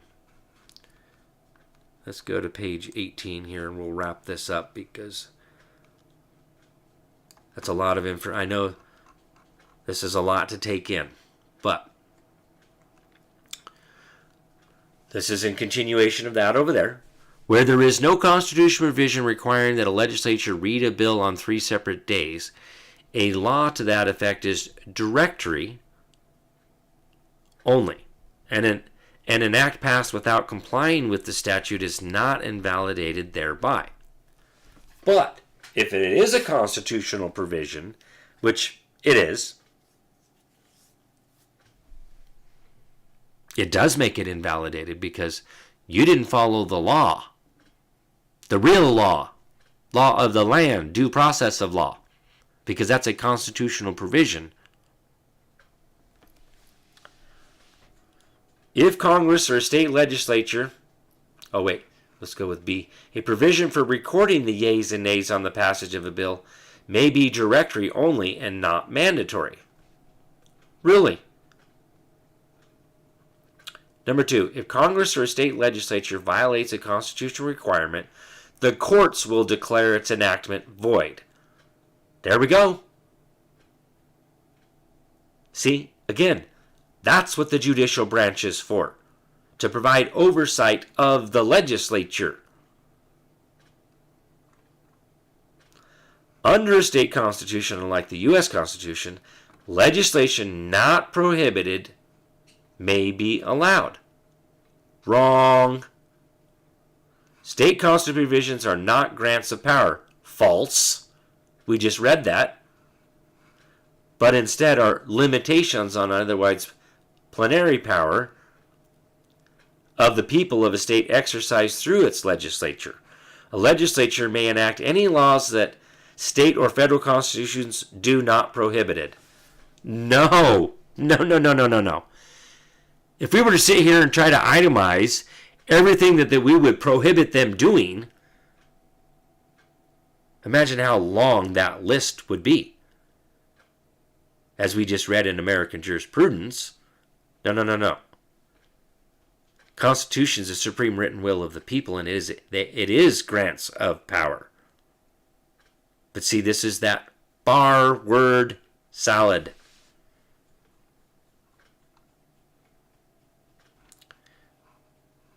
And what do? Because that's paragraph 3, section 7. New Orleans Firefighters Association versus Civil Service Commonalty of City of New Orleans. Case. That's the judicial branch fundamentally altering our form of government.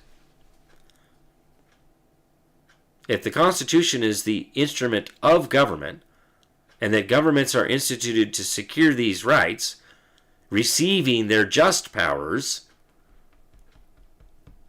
by and through the Constitution, if it doesn't delegate that power doesn't exist. And I love using this example here. One that I've concocted is a man wants his house painted. All right. So Mr. John Doe Painter comes over and discusses, and this is a contract. much like the Constitution. It's a contract of employment here. I mean, that's essentially what that is. It's a contract of employment. So, Mr. John Doe Painter says, "Okay, what do you want? I want the body this color, and I want the trim this color." Okay. Well, I'm going to go on vacation, and when I get back, it should be all done, right? Yep, okay. So the contract is to paint the exterior of the house. The body is supposed to be this color, and the trim is supposed to be this other color. All right. Mr. Man and family comes back home from vacation. Yeah, the house is painted. But, well, the fence is painted. The car was taken for a drive, and your daughter's pregnant. Well, that wasn't in the contract. I didn't delegate that power to you. You're supposed to paint my house, not my fence. Nowhere did I say that. Well, it doesn't say that I can't. I wasn't prohibited from doing that. See, this goes back to logic and reason. But see, this is part of the bar word salad of, well, if it doesn't say that we can't do it, then we can. That's not how that works. And see, nobody realizes that that's what's been going on. They're assuming powers they do not have. So we need to be very watchful. We need to learn, right? How are we supposed to know what they're doing is unlawful if we don't know what the law is? We have to know the law first in order to comprehend what they're doing is unlawful, or how it's unlawful, or why it's unlawful, because the law dictates that that's unlawful. And if we don't know this fundamental parts, we're not going to know, we're going to believe them that where it says, well, if it doesn't say that we can't, it's not prohibited. Yeah, but Constitution is a contract of employment and delegations of power, and you've exceeded the powers that were delegated. Huh. Well, that's odd. Why would you think that the Constitution would limit us to the specific powers that are delegated? Because that's what a Constitution is. It's the conscience of government. Because government is mind control. To control of the mind of the public servants who sit in those seats. Because we, the Constitution, creates the mind of governor. It creates the mind of the lieutenant governor. It creates and limits those powers that are delegated. If that power is not there, it doesn't exist. I mean, if we're going to say that, oh, well, it doesn't say it, so it's not prohibited there, so we can go ahead and do it, that would have to apply equally to everything. Contract law. That's not going to go over so well.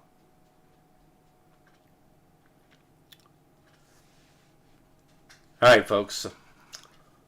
Thank you all for tuning in tonight. And if you want to help support what I'm doing here, and I'll need some support on this other case stuff that we're going to be digging into, get on my Patreon.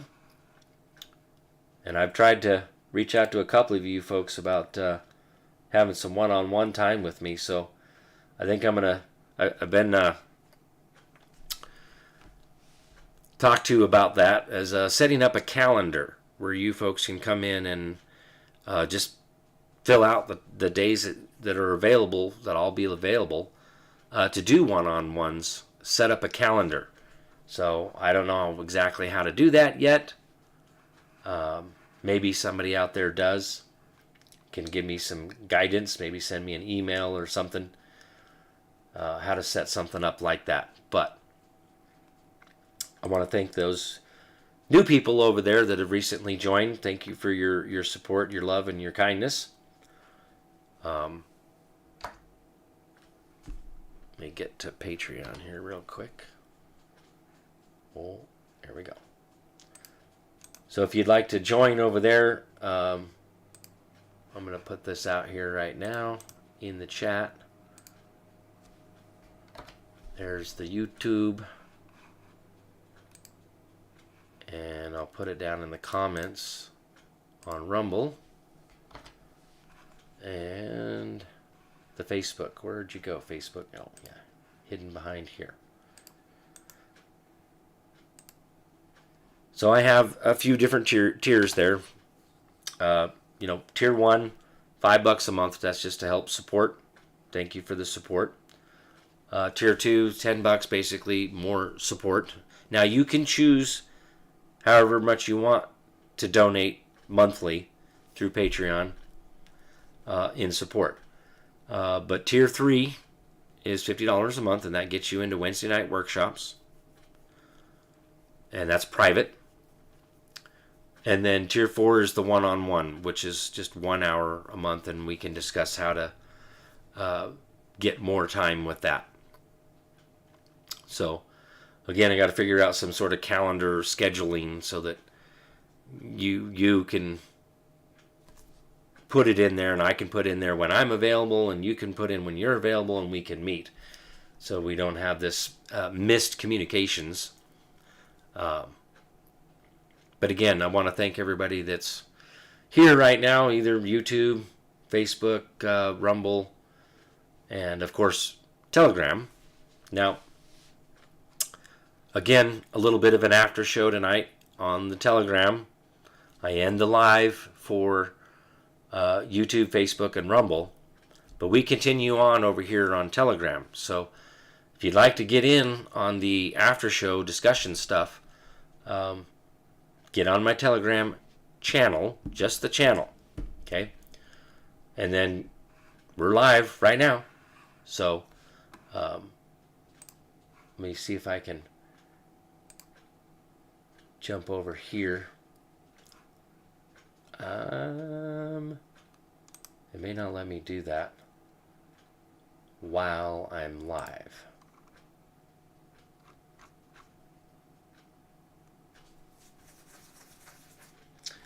Should be searchable Kirk's Law Corner. I did change it from KLC Media Group News to Kirk's Law Corner for ease. So all the links previously won't bring you to the Telegram channel. So the new one is being put out there, but I did that for ease.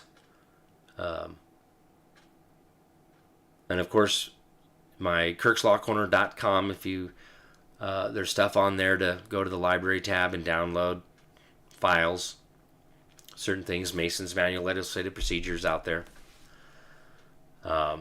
Treatise on Arrest and False Imprisonment. A lot of people ask, what should I be reading first? Treatise on Arrest and False Imprisonment. That is like number one, highly recommended for everybody out there, no matter what level of knowledge you have. It will blow your mind. Not only that, it has document templates. It has a memorandum of law right in it. In fact, most of that book is nothing but the memorandum of law. There's some pages in there that have a whole bunch of other stuff, but the whole thing is just loaded with great information, knowledge. At the root, it's the common law. The common law is the real law, not the statutes. Statutes are color of law. That's right. Go look at their Title 18 United States Code, subsection 241. Color of law. Statute, rule, regulation, or ordinance. That's color of law, because it's made by man. It's not real law, folks. I hate to burst the bubble of some people out there that are professing that. Bar members, your code, your Roman civil law, which is enforced through bills of attainder and bills of pains and penalties. Yeah, That stuff's foreign to our form of government and repugnant to our law. That's what our founders were talking about in the Declaration of Independence, subjecting us to what? Fundamentally altering our form of government and subjecting us to pretended acts of legislation. But they just don't have that power. That authority doesn't exist. That's foreign to our form of government, repugnant to our law. So, much love, everybody. Thank you all for tuning in, watching, listening, and thank you for your comments. Love you guys. Again, we got to come together, folks. We need to bring unity. And I'm going to be doing it through the Kirk's Law Corner on Telegram and what I can do through here, but primarily through Telegram because there's nowhere else really to go. And we need to come together. So please, get on Telegram if you're not. And you can put it on your computer. You can download it on your phone, whether it's an iPhone or... oh, man. Drawing a blank. Android, iPhone, they both have their apps for Telegram. But you can download the Telegram app on your desktop, laptop. I don't know about tablets or anything like that, but I have it on my desktops. I don't have it on my laptop, but it's the same thing. We really need to come together, folks. We really need to get together and in massive numbers. And I mean a lot. So tell your friends, invite people to the channel, and let's get rolling on this stuff. We need to gain this knowledge. And if you need more knowledge than what I'm doing here for free, get on my Patreon. Get into the Wednesday night workshop. I go more in depth on this stuff, and I help people. Okay? So, of course, part of the help that I'm giving mainly is knowledge, education. Because ultimately, at the root, knowledge is power. That's what you need. Okay, I can teach you how to ride a bicycle. I can't ride it for you. And don't wait until you're out in the middle of the lake drowning to ask for help to learn how to swim.